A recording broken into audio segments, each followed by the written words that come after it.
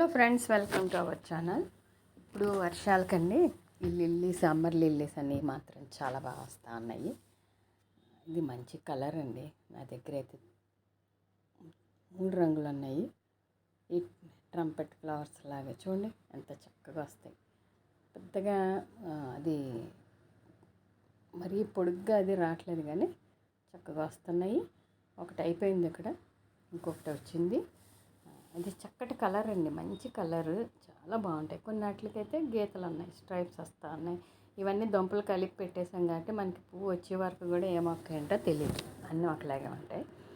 దీంట్లో వైట్ ఉందన్నారు కానీ ఇంతవరకు ఫ్లవర్ అయితే రాలేదు. మరి ఎప్పుడన్నా వస్తే మరి మనం ఉందనుకోవాలా. ఇంకొకటి ఏంటంటే ఇలాంటిది ఆరెంజ్ కలర్ ఒకటి ఉంది నా దగ్గర. చాలా అందంగా ఉంటాయండి, నాకైతే చాలా ఇష్టం ఈ మొక్కలు. వీటిని మనం డెవలప్ చేసుకోవచ్చు. అది ఒక దుంపలు పెడితే అవి స్ప్రెడ్ అవుతూ ఉంటాయి. ఇది కూడా మే ఫ్లవర్ అని, ఇది కూడా అంతే.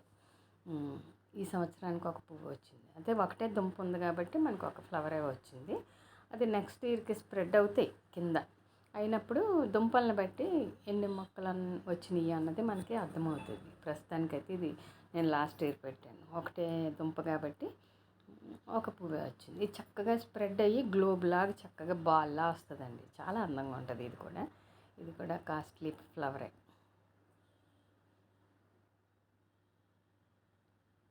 చూడండి ఎంత అందంగా ఉందో. ఈ వర్షాలు పడడం వల్ల మొక్కలన్నీ కూడా చాలా పచ్చగా తయారైనవి.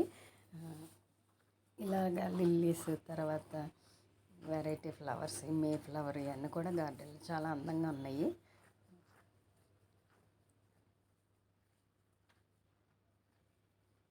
చక్కగా అల్లుకున్నట్టుగా ఉంటుందండి, ఇది నెట్లాగా తయారవుతుంది అన్నమాట, చాలా బాగుంటుంది. ఇదండి ఈరోజు వీడియో. మళ్ళీ ఒక మంచి వీడియోతో కలుసుకుందాం. Thank you for watching. Video like చేయండి. Thank you.